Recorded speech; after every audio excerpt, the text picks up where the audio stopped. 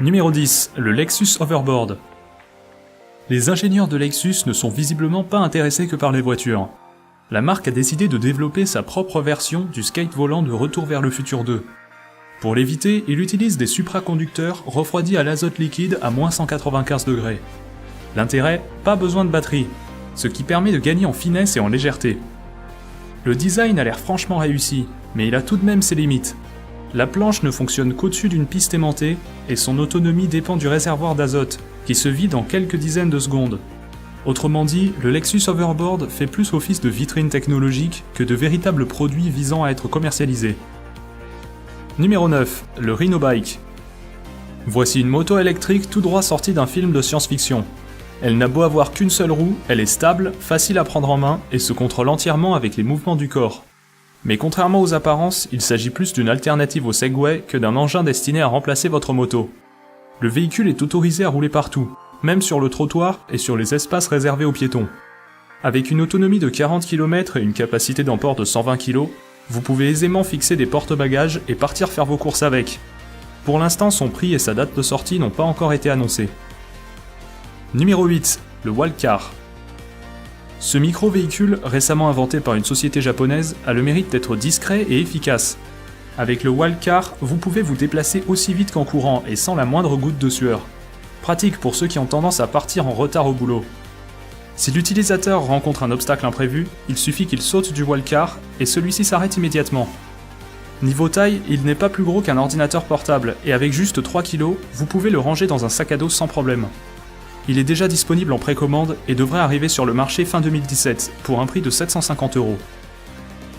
Numéro 7, l'arc à board. Contrairement au Lexus Hoverboard, l'arc à board n'a pas besoin de piste aimantée ou d'azote liquide. Il s'agit même d'un concept totalement opposé. Il est plus indépendant, mais avec ses 36 hélices et ses 72 batteries, on ne peut pas dire qu'il joue la carte de la légèreté et de la discrétion. Les moteurs totalisent une puissance de 272 chevaux, suffisant pour soulever une personne de 110 kg. C'est déjà assez impressionnant, mais la technologie ne s'arrête pas là. Vous pouvez le piloter de deux façons différentes, en tenant votre smartphone dans la main et en l'inclinant dans la direction souhaitée, ou bien tout simplement en penchant votre corps. L'arc à board est déjà en vente à un prix de 14 000 €. Numéro 6, les Orbit Wheels. Les Orbit Wheels vous laissent avancer de profil tout en gardant les deux pieds indépendants. Ces drôles de choses sont une sorte de croisement entre un skateboard et des rollers. Leur grande originalité réside dans le fait que le pied se trouve à l'intérieur de la roue, et non pas au-dessus. Mais cela a un prix, ils sont assez difficiles à maîtriser et nécessitent en permanence de faire des mouvements d'oscillation pour avancer. Les riders confirmés pourront quand même se faire plaisir et découvrir de nouvelles sensations de glisse. Les Orbit Wheels sont déjà disponibles pour environ 60 € la paire. Numéro 5, l'Aquaskipper. Cet appareil est assez étonnant, vu qu'il ressemble plus à une tondeuse à gazon du futur qu'à un engin de sport nautique. Pourtant le concept est vraiment ingénieux, puisqu'il permet de se déplacer sur l'eau en utilisant simplement l'énergie de son corps. Pas besoin de moteur ni d'hélice. Il vous suffit de faire des bonds pour avancer, et ses ailes en aluminium se chargent de créer de la portance et de vous maintenir au-dessus de l'eau. Seul problème de taille, quand on l'utilise, on se tape la honte devant tout le monde. Mais l'activité a le mérite de maintenir en forme. Pour s'en procurer un, comptez à peu près 800 €. Numéro 4, le Yike Bike. Au premier abord, on peut se demander quelle est l'utilité d'avoir un vélo aussi bizarre. Mais en le regardant de plus près, on comprend vite pourquoi. Son avantage réside dans sa portabilité et son confort d'utilisation. Le Yike Bike est pliable en 20 secondes, et sa construction en fibre de carbone le rend léger et facile à transporter. Pour rouler, pas besoin de pédaler, le moteur électrique se charge de tout. Le Yike Bike a aussi l'avantage d'être plus confortable qu'un vélo classique, car vous êtes assis le dos légèrement vers l'arrière, comme sur un fauteuil. Comptez tout de même 2500 € pour la version standard et 4000 € pour la version carbone. Numéro 3, le Martin Jetpack P12. En 2017, le Martin P12 sera le premier jetpack en vente libre sur le marché. Je sais, ça semble trop beau pour être vrai, mais cette fois-ci il n'y a pas d'arnaque. Pour l'acquérir, il faudra quand même débourser 135 000 € et avoir un brevet de pilote du LM. Mais ce sont les seules contraintes.